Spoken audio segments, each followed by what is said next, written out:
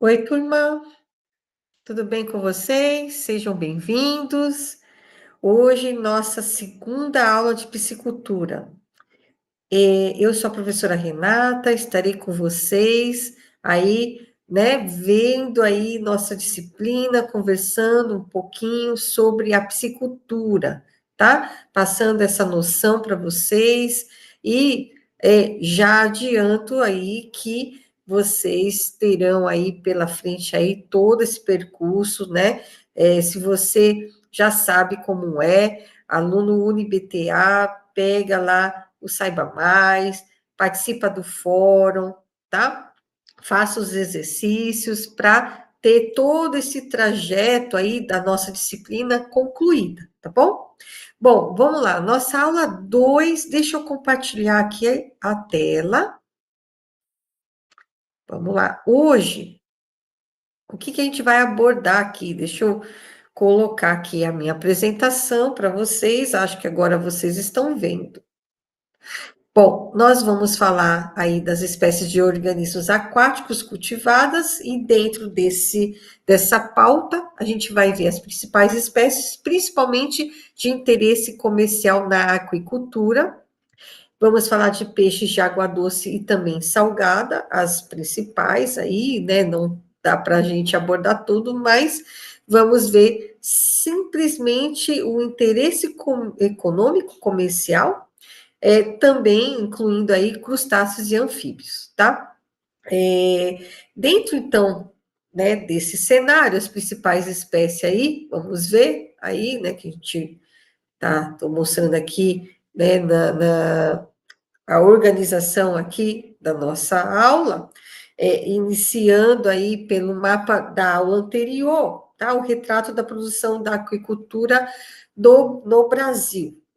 Olha lá, vamos ver aqui que, por exemplo, a tilápia, tá? Esse peixinho aqui, laranjinha, que está aqui, ela está bem distribuída em vários estados aqui. Se a gente for observar, tá? Até mesmo aqui, né? Eu estou, eu falo aqui, né? Porque eu estou no Sudeste, eu estou na região aqui de São Paulo, mas você que está aí estudando comigo, né? Está vendo aí a sua região, qual peixe que tem aí uma produção significativa, né? É tambaqui e seus híbridos aí, né? Aquela mistura, né? De espécies é o pacu, ou seus híbridos aí, carpas, né? Um peixe exótico. Olha a rã aqui aparecendo, né? Aqui em Minas, em São Paulo, tá? A gente tem aí o camarão, né? Que tá aqui no nosso Nordeste, aqui, vejam bem aí. As algas, né? Por que as algas, né? Porque a gente comenta, né, do cultivo de alga, né? Nós temos regiões específicas do Brasil que cultivam, sim, algas para alimentação, para culinária, inclusive culinária japonesa. Lógico, temos países, né, que, vamos dizer assim, supera em questões de tecnologia, em questões aí já, vamos dizer assim, de prática milenar, o nori, né, a alga nori, aquela alga que é bem escurinha, que a gente faz aí, coloca-se o arroz, né, nos pratos aí orientais, né, no sushi, né, e também no sashimi, né, que às vezes coloca ali, a gente sabe que a alga tem uma grande importância na alimentação, assim como os peixes também, né? Então, temos aí as algas, né, em regiões específicas aí do Brasil, tá? É claro que estamos também com tecnologias para determinadas espécies, né? Por exemplo, a rã touro, que chegou, é uma espécie canadense, que chegou no Brasil e se adaptou muito bem ao clima, tá? E vem aí se destacando aí também no segmento, né, dos animais exóticos, né, vamos dizer assim, alimentos aí diferenciados, onde você tem, por exemplo, determinadas atribuições ligadas à RAM, que a gente vai falar mais adiante, da questão hormonal, né, que a ração livre de hormônios, né, então, veja, são alimentos, né, ricos em proteínas, ricos em sais minerais, né, as algas, vocês sabem a importância do iodo, né, para ter o equilíbrio aí da tireoide, enfim. Então, na medida que eu for passando aqui, a gente vai falar aí, né, de várias atenções dadas para esse cultivo, né? Tá bom? Vamos lá. Bom, peixes de água doce e também de água salgada. Temos aí o curimatã, tá? Na aula passada eu abordei rapidamente, falei sobre ele, né? A característica aí que esse peixe, por exemplo, tem ele é detritivo, assim, ele vai naquelas pedrinhas e vai buscando o alimento, né? A boca dele é característica também, né? A gente vê aí a coloração, né? Que vai também corresponder ao ambiente que ele vai estar inserido, aquele lago, aquele local. Veja, o curimatã, ele é um peixe de água doce, né? E ele tem aí, né, um ciclo de produção. Vamos lá, eu detalhei aqui algumas características desse peixe, tá? Então, ele tem um ciclo de vida aproximadamente aí de 1 ano, né, a 1 ano e meio aí, para que você tenha o tamanho que o mercado consome ele. Então assim, não basta somente ter o peixe, tem que também ter o tamanho que o mercado diz para o piscicultor que vai comprar, tá? É muito importante o médico, o veterinário saber também que para alcançar esse tamanho ideal é necessário, né, acompanhar esse peixe, acompanhar o ciclo de vida dele, acompanhar o quanto ele está consumindo de ração e o quanto ele está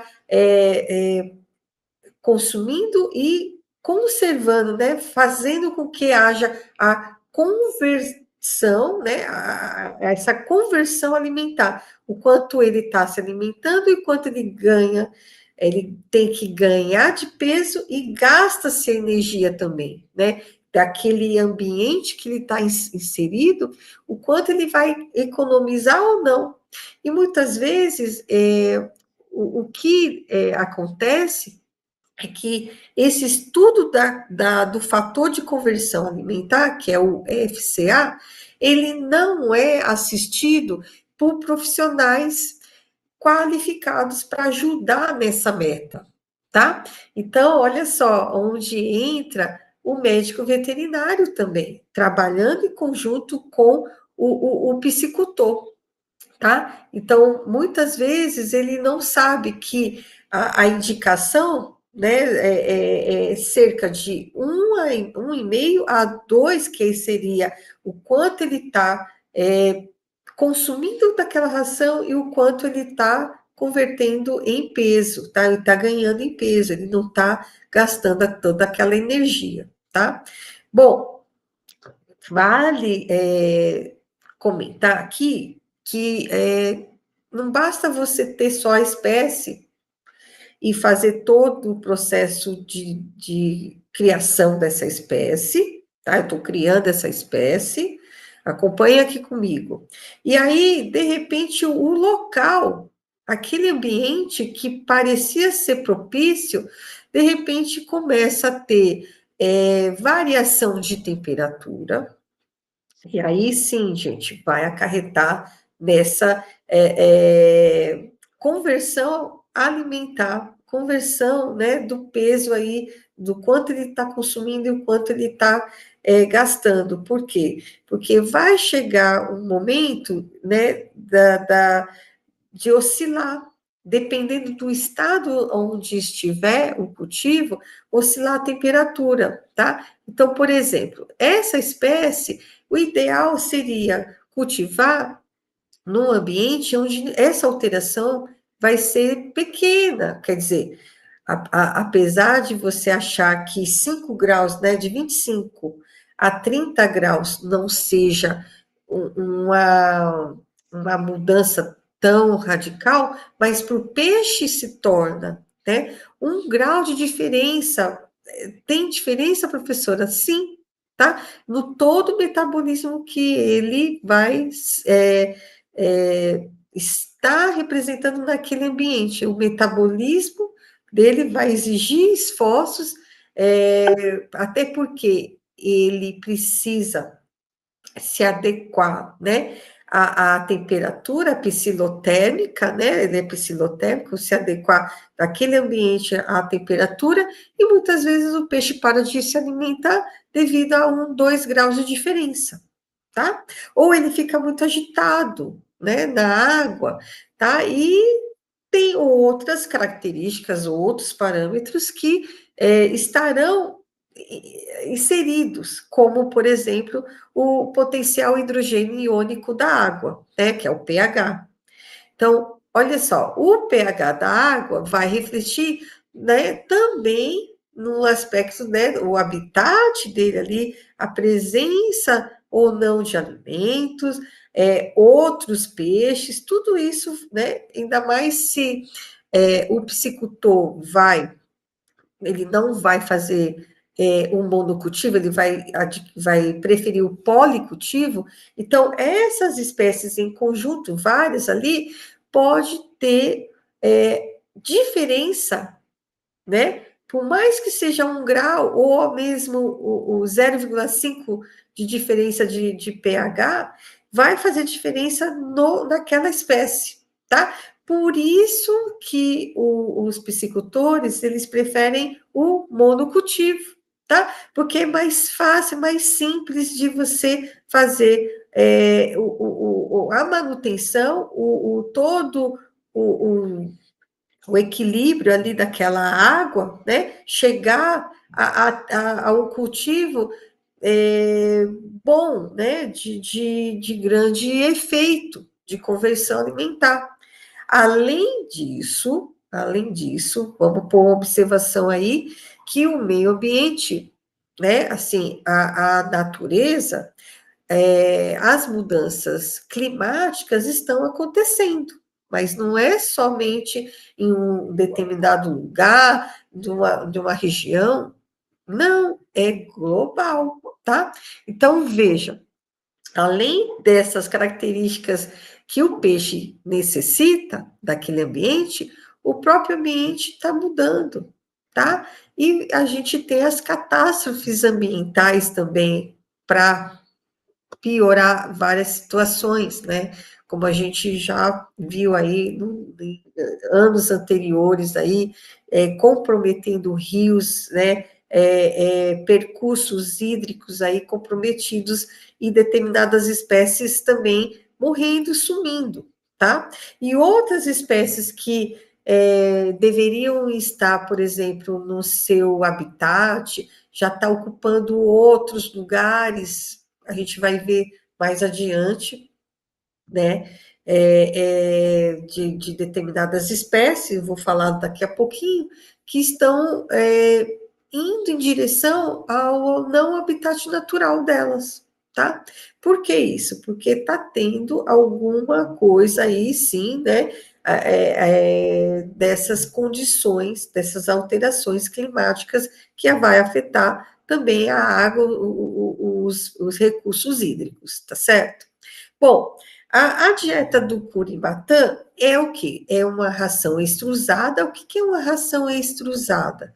É aquela ração que flutua, ela fica um período, né, submersa ali, né, na superfície, para que esse peixe ele vá até lá, né, e vai consumir o alimento. É o que ele faz na natureza, assim, quando ele vai pegar uma frutinha, algum vegetal ali que caiu, tá? Porque esse peixe, ele é um peixe herbívoro, tá? Bom, mas ele também consome aí, né, ao que vocês estão vendo aí, a ração extrusada, rica em proteínas e carboidratos. Bom, a o outro peixe, o matrichan, esse também a gente já comentou sobre ele, né? Ele tem essa característica, né? Do abdômen ser mais clarinho e em cima mais escuro, tem a linha lateral, vocês estão vendo, né? A cauda dele tem um aspecto aí mais escura, um alaranjado aqui, né?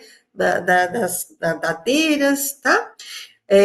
Vamos ver sobre o ciclo de produção desse peixe. Outro peixe comercial muito bem avaliado, tá? O tempo dele, que fica lá crescendo no cativeiro, gira em torno de 1 ano a 18 meses aí, né? Ele lá naquele ambiente, recebendo ração e tendo esse fator de conversão de 1,5 a 2, tá? Que também é uma indicação boa de conversão de ração alimentar por peso, tá? E ele vai aí crescer, né? O mercado também requer de 1 a 2 quilos para poder comprar ele, para poder vender ele. Mas assim como outros peixes, o matrichan, ele necessita da checagem.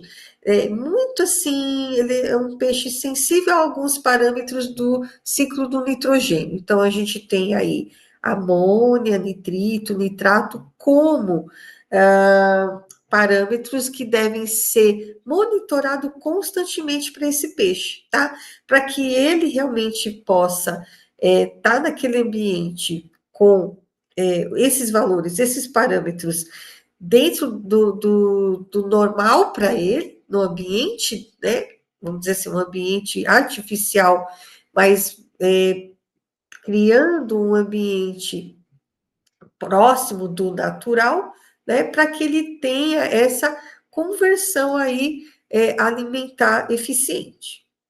Lembrando que na natureza, esse peixe, ele vai atrás dos alimentos vivos, das frutinhas, dos vegetais, ele vai atrás, né? Então, ele vai gastar também mais energia, ele vai precisar aí, né, consumir mais o alimento dele, consumir em busca do outro, dos próximos alimentos. E ele já estando confinado, ele está ali naquele ambiente, né, onde ele não vai se deslocar, ele vai ficar ali recebendo a ração. Então, mesmo assim, eu vou esperar aí esse tempo aí de 1 ano aproximadamente, para ter o tamanho comercial dele. Veja como é difícil, né? Vamos continuar. Bom, o matrichan, ele tem uma temperatura para desenvolvimento, crescimento, em torno de 25 a 30 graus, e o pH preferencialmente de 5,5 a 7,5, tá? Lembrando que quando sai um pouco, a água está muito ácida, ou realmente ela passa um pouco, a gente sempre fala assim, né? O ideal seria isso, né? Se o peixe ele é muito sensível, o que vai acontecer com ele? Ele acaba parando de comer, ou ele acaba adquirindo doenças parasitárias, porque a água é o veículo também para a porta para doenças, tá? Nesses viveiros escavados ou de concretos ali, né? Você tem que observar a todo instante esse pH. Não só o pH, mas você também verificar se o peixe ele está se alimentando com aquela ração, tá? A ração, ela é composta, né, principalmente por proteínas, tá? E outros nutrientes. Tem piscicultor que acrescenta alimentos vivos, né? Porque os peixes carnívoros, eles requerem aí um suplemento alimentar, tá? Muitas vezes o piscicultor, ele não conversa com o médico veterinário, e aí ele não conhece, muitas vezes ele acaba inserindo um outro peixe, e que pode trazer parasitas, e que pode acarretar ali mudanças, né, naquele plantel que estava indo bem, né, sem doença, e de repente, quando vai introduzir algum alimento, principalmente alimento vivo, pode correr riscos de introduzir patógenos, introduzir parasitas, tá? Então, sempre avisem aí, né? Chequem aí quais esses alimentos que a mais, né, estão sendo introduzidos. Ou muitas vezes o viveiro ele passa de um lugar muito próximo, um viveiro junto com dois viveiros bem próximos, aonde você tem o policultivo, né? Aí permite, de repente, o matrinchã comer outros peixes, por exemplo, tá? Mas aí essa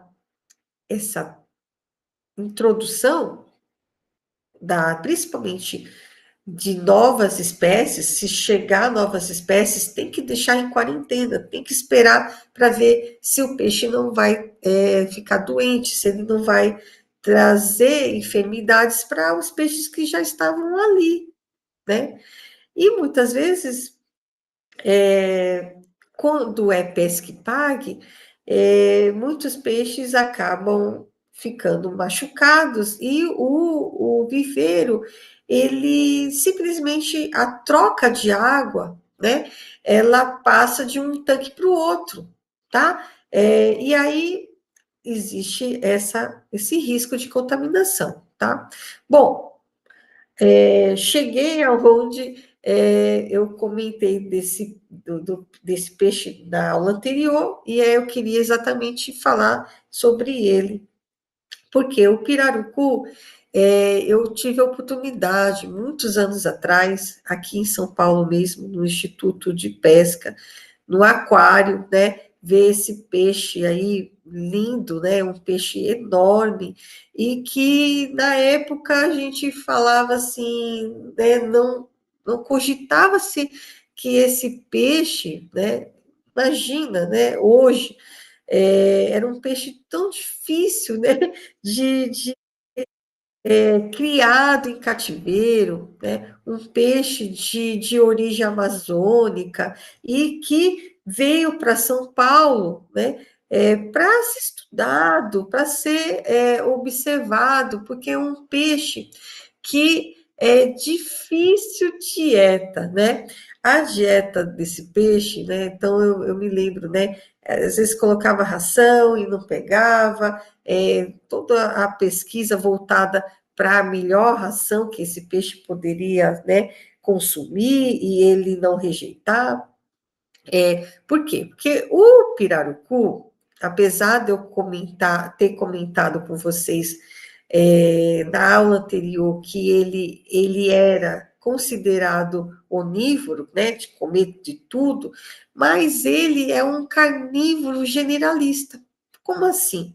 Ele é um carnívoro, né? Ele come de tudo, né? E ele está se tornando, hoje, nas águas aqui da região sudeste, né? É um peixe nativo, né? Mas ele está fora do habitat dele, tá? Como isso tem acontecido, a gente não sabe como ele se adaptou, tá? Porque ele está destruindo outras espécies. É um peixe carnívoro e a a dieta dele, né, em ambiente natural é essa, né? Ele se alimenta de tudo, tá? E agora, ainda mais nas águas aí, está aí sendo divulgado sobre isso, né? A pesca do pirarucu para que volte o equilíbrio de outras espécies, tá?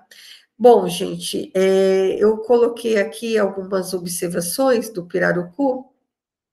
É um peixe carnívoro, estou só me pontuando aqui, com dieta mudando conforme o seu desenvolvimento, né? Então, ele se alimenta aí de invertebrados e também zooplâncton, né? Aquelas pulguinhas d'água quando ele é pequenininho, né? Já na fase adulta ele já vai partir para os organismos maiores, né? Ou pequenos peixes e crustáceos. E como eu comentei com vocês, que ele é um peixe carnívoro, tá? E a gente fala que ele é um carnívoro generalista, tá? Ele está ocupando o topo da cadeia alimentar na sua alimentação e ele pode incluir uma variedade de recursos, incluindo de origem vegetal, quando as condições o permitem. Então, assim, ele se adapta a diversas condições daquele ambiente, tá? Bom, como é um peixe de grande porte, a consequência é que você, se cultivar ele, vai demorar aí em torno de 2 anos, a mais ou menos aí 36 meses, para que ele alcance de 1 a 2 metros o peso de 50 a 100 quilos. É um peixe enorme. Porém, o que eu tenho visto aí, e o que os meus colegas relatam, o que eu tenho acompanhado também na televisão, na mídia, no Ministério da Pesca, é que esse peixe, ele, no ambiente, ele está crescendo rapidamente, não está nem mesmo esperando 2 anos para isso, tá? Essa conversão alimentar em cativeiro, ela é realmente mais pesada, mais demorada, né, porque varia de 2 a 3, tá? Ele tem uma eficiência de conversão, vamos dizer assim, demorada, né? Muito demorada para atingir o peso, né? Mas se a gente colocar aí a ração para esse peixe de alta qualidade proteica, né, alta, e vai ter que ser iniciada aí a inclusão como que fala? Suplemento para esse peixe, tá? Um suplemento, tá? Então, dentro da alimentação, deve conter nutrientes variados, a ração deve atender principalmente a parte proteica, uma concentração de proteína, né? E o crescimento desse peixe vai também depender, né, das condições da temperatura, tá? A gente tem aí a temperatura da água, né, entre 26 a 30 graus, e também um pH acima de 5,5, em torno aí, né, de 6 até 7, tá?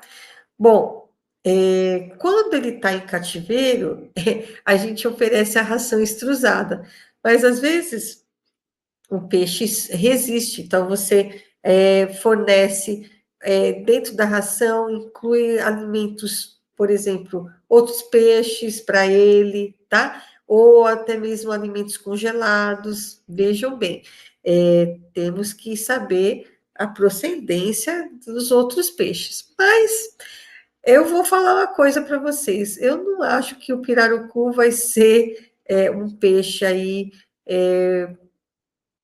vamos dizer assim, escolhido para fazer o cultivo dele, tá? Até porque a gente está. A pesca, de certa forma, está sendo liberada em alguns estados para que haja o controle dessa espécie, que é o pirarucu, nativa de outras bacias, ele está migrando para bacias que não é dele. Então, vai ser difícil, na minha opinião, na minha humilde opinião, ter o pirarucu como ser a opção para criação. Já o caixara, ele tá aí, ó. A gente mostrou, eu mostrei para vocês na aula passada, tá? Ele tem essas linhas aqui, né? Esses pontinhos também, né? Vocês estão vendo a coloração, né? A linha bem diferenciada, a parte da barriga, né? Do dorso e ventral aqui, ventral mais clarinho, dorso mais escuro, tá? Bom, o Caixara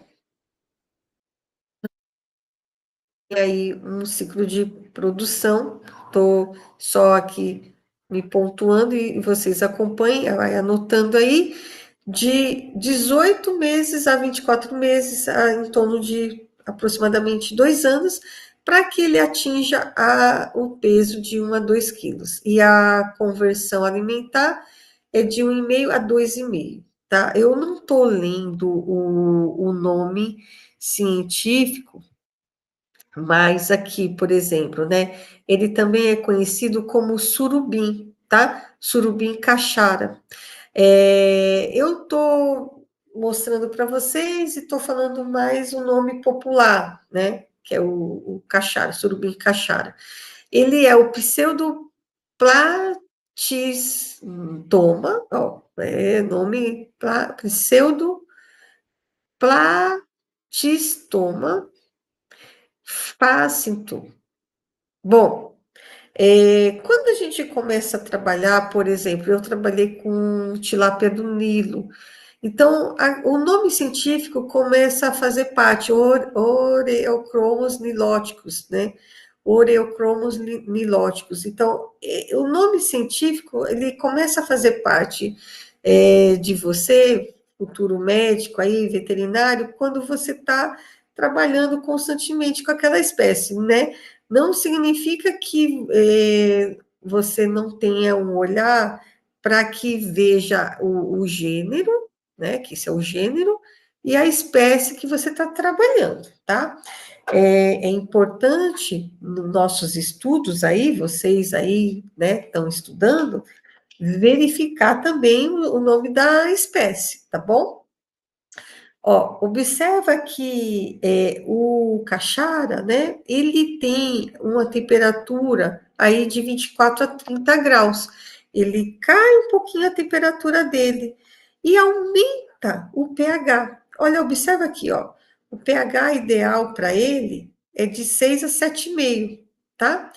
De novo, espécies carnívoras tendem a consumir mais proteína. Não só as espécies carnívoras, que dependem de outras, né, se alimenta de outras, às vezes é piscívora, né, se alimenta de outros peixes, né, a gente tem, né, nesse aspecto, né, o alevino, quando ele começa a ter o desenvolvimento, a ração ela é rica em proteína, é onde você tem um gasto maior também. Aí o alevino ele vai desenvolvendo, aí você vai tirando um pouco, né? A partir que ele vai crescendo, né? E atinge lá pelo menos, né? Durante o percurso da vida pelo menos até a fase reprodutiva dele, quando ele começa a gerar as gônadas, você diminui um pouquinho a ração com concentração proteica. Não que você vá tirar, mas que você possa reduzir e colocar outros farelos, outros nutrientes na ração, tá? Por quê? Porque a ração proteica concentrada tem uma maior concentração de proteína, ela é cara, tá? E precisamos aí de ração que flutue muitas vezes, né? A ração extrusada, tá? Nesse caso aqui, esse peixe, ele vai poder também consumir outros peixes, insetos e crustáceos, tá certo? O pintado, ele já, vocês viram que o pintado, ele não tem aquelas listrinhas, tá?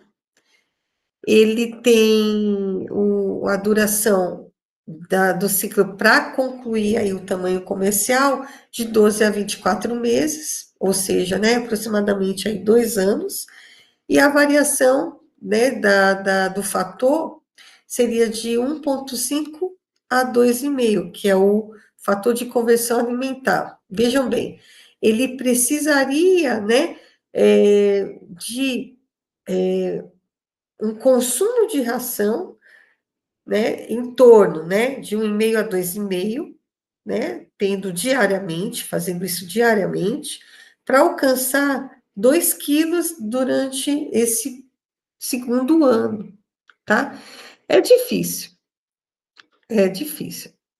O pintado, então, ele tem a temperatura de 24 a 30, né? O pH de 6 a 7,5, e ele também podemos dar ração extrusada, rica em proteína e nutrientes, e ele também é um peixe carnívoro, ele pode,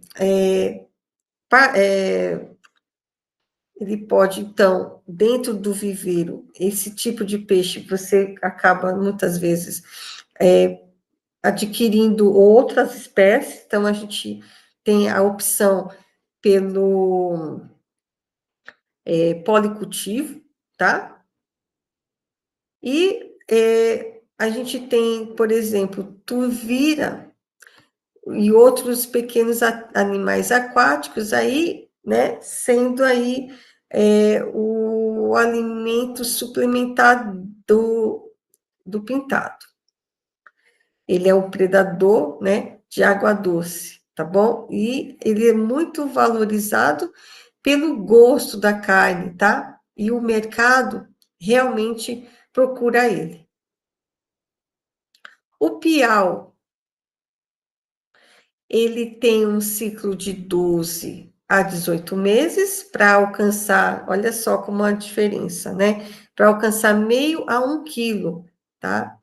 É um ano e meio. E o fator de conversão alimentar, 1,5 a 2,5, tá? E é relativamente eficiente para a espécie de porte médio. Aqui a temperatura cai um pouco, o ideal para o piau é de 22 a 28, e o pH se mantém como os outros que a gente viu, né, de 6 a 7,5. Ração extrusada, e eles são onívoros, ou seja, eles podem comer várias coisas, né? Inclusive pequenos invertebrados, alguns vegetais, insetos, tá? Então, dentro do cativeiro, eles são acessíveis a insetos, então ele vai fazendo o próprio complemento para ele também, o suplemento. O tambaqui, esse aqui, né? A gente já falou um pouquinho dele, do híbrido aí, vamos ver aqui.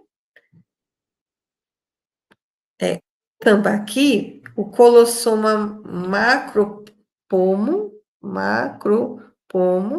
ele tem o ciclo aí já reduzido aqui, ó, de um semestre a 1 ano, né, de 6 a 12, para que tenha um tamanho, um peso aí de 1 a 2 quilos.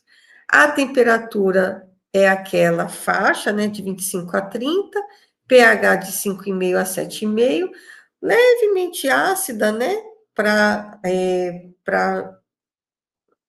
um pH considerado aí, né? Vamos dizer assim, mais para neutro, tá? É, um pouco, né? Um pouco abaixo, mas aí é engraçado. A gente acha que meio é pouquinho, mas para o peixe faz diferença. Esse pH, que é o potencial hidrogênio iônico, que vai fazer toda a diferença no metabolismo do peixe. Monitoramento tem que ser constante, principalmente a parte do ciclo do nitrogênio, amônia, nitrito, nitrato. O tambaqui também é a ração extrusada, podemos incluir alimentos naturais, como frutas e sementes. A eficiência, então, de 1,5 a 2, para converter a ração em peso corporal. Esse é rápido, ele cresce rápido. Vocês viram, né? O pacu, ele tem, já entra lá naquele dos demais, né? De 12 a 18 meses, para atingir 1 a 2 quilos.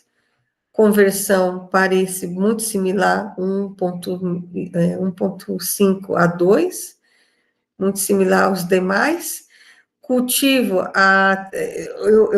eu foco mais a temperatura da água, né, para que ele tenha, então, o crescimento efetivo.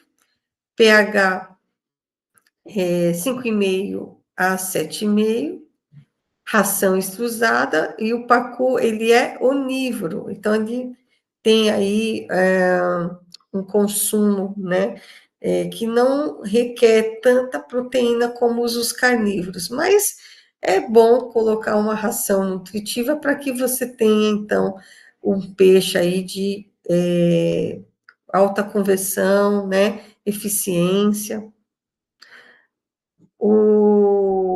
Eu confundi aqui na fala, o tambacu que é o híbrido, né? Eu confundi. O tambaqui não, o tambaqui é nativo, agora a mistura, né? Que é o pacu com o tambaqui.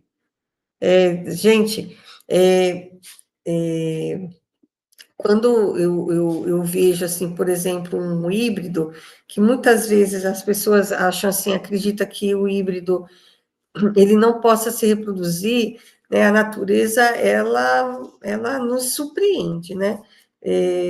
Até a questão hormonal, a questão de sexagem, né? Que o homem, ele faz isso, né? Ele altera, inclusive, dentro dos fatores genéticos e a epigenética, né? Fatores além da genética, como a introdução de hormônio na ração para alterar o sexo do peixe, a gente tem muitos casos, tá? Principalmente de tilápia, tá? Para que a gente tenha uma uniformidade e crescimento rápido, e a gente ter ali um controle do plantel também, um controle dos peixes. Então, a gente coloca na ração hormônios para alterar aí, né? Desde o alevino, já chega, às vezes, você compra o alevino já transformado, e você continua aquela ração por um período para o alevino desenvolver, crescer, e depois vai estabilizando a parte proteica. O tambacu, deixa eu colocar mais informações para vocês, ele, para atingir o tamanho também entre 1 ano a 1 ano e meio, e você tem aí a conversão de ração em peso de 1,5 a 2. Bom, condições ambientais da água, lembra, temperatura da água, não é do ar. A gente tem diferença, né? Muitas vezes, né, fora, temperatura externa está frio e dentro da água está quente, tá? Ou a água do poço que vai abastecer, que está quente e da superfície está mais fria. Então, 25 a 30 graus e pH de 5,5 a 7,5. Esse peixe, ele come ração extrusada, eles são onívoros, né, podendo consumir aí essa variedade, frutas, vegetais, outros alimentos na natureza. Tilápia, peixe exótico, esse é Oreochromis, que é o gênero, SSP, porque pode ter aqui alteração, né, da espécie, tem uns que são aquela mais rosada, essa aqui, a característica dessa aqui parece a do Nilo mesmo, é a mais acinzentada. Observem aqui que o ciclo dela para atingir meio quilo, ou seja, para ela crescer em 6 meses, um semestre, ela pode atingir já meio quilo a 1 quilo, se você esperar mais 6 meses, né? Então, é um peixe que ele se adapta muito fácil e a conversão alimentar, ela é de excelência, ela é de 1,2 a 1,8, ou seja, o crescimento é muito rápido, ela se alimenta muito bem, ela se adapta muito bem, e a temperatura ideal, tá? Isso não significa que ela não possa sobreviver numa temperatura mais baixa, como no Sudeste, no sul do país, né, que é onde a temperatura cai um pouco.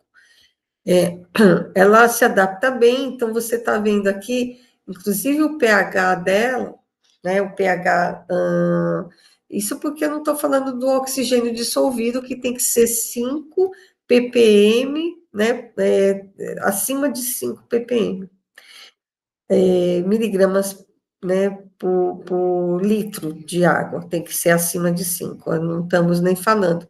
Mas a tilápia, ela é um peixe exótico que se adaptou muito bem a oscilações de pH. Isso não significa que ela não sobreviva, por exemplo, no pH de 4, tá? Incrível que pareça, você tem aqui a preferência dela é de 6,5, 6,5 a 8,5, então tá nessa faixa. Se o pH for abaixo, tá? Ela se adapta. É um peixe que se adapta a diversas condições que podem oscilar e sobrevive, tá? É claro que em temperaturas muito baixas, o peixe, por si só, ele vai parando o metabolismo dele, ele não vai gastar aquela energia como ele tinha antes, né? Temperatura baixa um pouquinho, ele já vai diminuindo a dieta dele. Mas a tilápia, ela não está nem aí, né? Pode diminuir essa temperatura que ela está ali se alimentando, tá? Um pouco menos, mas está ali, continua se alimentando. A ração extrusada, rica em proteína e nutriente, ela é onívora, come de tudo, pode consumir aí, inclusive, resíduos orgânicos, ela vai vasculhar, elas vivem assim, sempre em cadumes, né, juntos ali, e elas vão buscar o alimento mesmo naqueles lagos, naquelas represas, né, elas vão indo em direção, é claro, onde tem alimentos para ela, mas não significa que elas ficam isentas de tudo, elas vão buscar outros nutrientes, outros alimentos. Só voltando um pouquinho aqui, a tilápia é um dos peixes que mais existe aí o monocultivo, tá? Continental aí, né, dessa espécie, né? Se adaptou muito bem e o consumo, né, a venda dela, né, o mercado aceita bem também. Ou seja, ela é vendida como Sampiter, é a tilápia, né? Quando a gente compra, vai estar escrito Sampiter. É a própria tilápia, tá, gente? Tudo bem? Vamos lá. O salmão do Atlântico, o salmão salar, ele tem aí um ciclo para alcançar o tamanho comercial dele, de 4 a 5 quilos, em torno aí de 2 anos, né? Um ano e meio a 2. E aqui a conversão alimentar, que é muito boa, de 1,2 e 1,5. Ela é relativamente eficiente, mas temos aí que checar essa eficiência na capacidade dos salmonídeos, dos salmões, de converter a ração em peso corporal. Tem isso também. A temperatura, olha lá, vamos lembrar, salmão, ele é um peixe cultivado aí idealmente, né, na temperatura abaixo, de 8 a 14, assim como o truta também, né, tá nessa temperatura, né, também, um pouco abaixo até às vezes, e o pH de 6,5 a 7,5.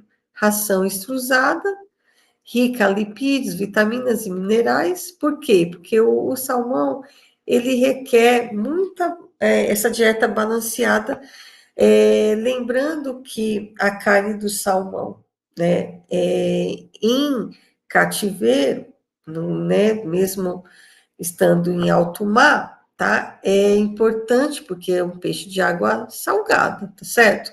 Lembra aí, é peixe de água salgada.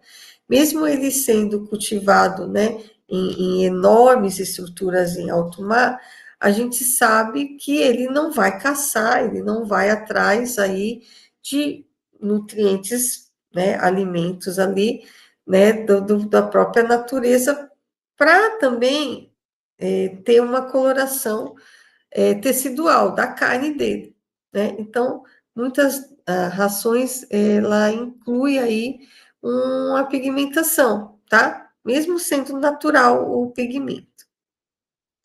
Vamos agora entrar na parte dos crustáceos e anfíbios de interesse econômico. Bom, o camarão rosa, né? O Farfantepeneus paulis, é o camarão rosa, que ele é muito apreciado. Aproximadamente você tem aí de 4 a 6 meses para atingir, que é o mercado que compra 20 a 30 gramas. Conversão alimentar 1,5 a 2,5. E a salinidade, a gente tem que comentar da quantidade dos sais minerais, até pelo fato da carapaça, tá? A carapaça desse animal, né? Ela necessita, inclusive na hora que está desenvolvendo, está crescendo, necessita ter aí a salinidade em torno de 20 a 30 ppt, partes por trilhão, tá? Dissolvido na água. Então, o camarão rosa tolera uma ampla gama de salinidades, né? Porém, tem que observar, para que ele cresça saudavelmente, atinja aí de 20 a 30 gramas, é necessário ter também de 20 a 30 gramas, né? É interessante isso aqui, ó. Também de sal, né? De sais ali na água, tá? Mas o crescimento dele é ótimo, né? Por ele ter essa flexibilidade em níveis mais elevados de salinidade, tá? O ideal de crescimento, né? Principalmente na costa, né? Marinha ali, 24 a 30 graus. pH, lembra, você tem o pH ácido e alcalino. Então, aqui puxa para o alcalino, 7,5 a 8,5, ração extrusada, lipídios e minerais. Veja, o camarão cultivado, né, mesmo não em alto mar, mas próximo ali, né, tendo uma infraestrutura, você pode incluir a ração, tá? A ração. E muitas vezes, eu não falei aqui do, mas tem o camarão de água doce, que ele vai para o estuário, se reproduz e volta depois para os rios, tá? Volta depois para o habitat de água doce. O que eu tenho visto, né, é como é o nome? Vandamei? Não, esse é o outro. Sendo criado em cativeiro, que é o pitu, famoso camarão de água doce, com consórcio, misturado com tilápia, tá? Então, precisa primeiro colocar o camarão, para depois colocar a tilápia. Porque se você fizer o inverso, a tilápia vai achar que você está dando camarão para ela se alimentar, tá? O consórcio. Bom, camarão Vanamei, branco, também muito, muito gostoso aí, ele é muito apreciado. Bom, de 3 a 6 meses para alcançar de 15 a 30 gramas, vamos dizer assim, conversão e duração de ciclo rápida, varia de 1,5 a 2, e também salinidade aproximadamente, tá, gente? Preferível, tá? Seja até mesmo de 20 ou 30 ou 40, tá? Claro que na natureza a gente vai observar isso, a gente observa, né? Tudo isso que eu estou relatando foram pesquisas, tá certo? Bom, o cultivo a temperatura de 26 a 30, pH alto, né? Alcalino, neutro para alcalino, 7,5 a 8,5, e podemos também, né, dar uma ração para esses animais. Bom, como eles são bentônicos, são animais, né, que estão lá embaixo, né, no sedimento, a ração extrusada de alta qualidade é assim, a ração, dependendo, né, ela tem um grau de permanência, ela tem um tempo de permanência e grau de, como que eu vou explicar para vocês? De flutuamento, tá? Nesse caso, a ração extrusada, ela precisa não ficar muito tempo, né? Ela vai descendo lentamente a coluna d'água e o camarão, ele, né, ele vai lá e come, tá? Ele vai se alimentar por a ração, né, vamos dizer assim, já descendo, ele não vai até a superfície, tá bom? Só para a gente salientar aqui, tá? Bom, já vocês estão vendo a rã touro, que é a rana catesbeiana. Essa é a do Canadá, de origem canadense, veio para o Brasil, né, um anfíbio que se adaptou muito bem ao clima, né, ao processo de ração também. Essa rã, no início fizeram vários testes, né, e a rã se alimenta, esse tipo de animal, esse especificamente, ele é pau, tá? Ele come outras rãs, tá? Ele faz o canibalismo, mas que muitas vezes acaba até se autoflagelando, matando a si próprio, porque é, ele vai comer. É por isso que na hora da produção da rã, a separação pelos tamanhos é fundamental e requer aí bastante atenção. Você está ali naquele no cultivo, na ranicultura, tá? Bom, a ração, temos aí a própria ração para peixe, que a gente coloca para rã, tá? A ração comercial específica para rã, eles estão começando a fornecer, mas utiliza a ração para peixe mesmo, tá? Inseto, pequenos peixes, matéria vegetal, é assim, tem várias raniculturas que acaba colocando nos coxos uma espécie de processo para a ração ficar em movimento, porque esses animais eles se alimentam algo em movimento, qualquer coisa em movimento ela vai atacar, ela vai querer comer, né? E colocar muitas vezes um inseto não tá dando, não dá muito certo, tá? Teve um período de pesquisa sobre isso, né? Colocar larvas, alguma coisa assim, mas o teste com a ração e esse processo de ter uns locais específicos para, como que, não é rancho o nome, sabe o que é rancho? Eu esqueci o nome, que ele treme ali, a ração fica tremendo e aí a rã vai lá e come. Eu tenho um colega que é ranicultor, ele coloca bem um filete de água assim correndo bem pouquinho para na hora que vai colocar a comida para a rã, ele liga e aí a água fica batendo bem devagar, um filetinho de água.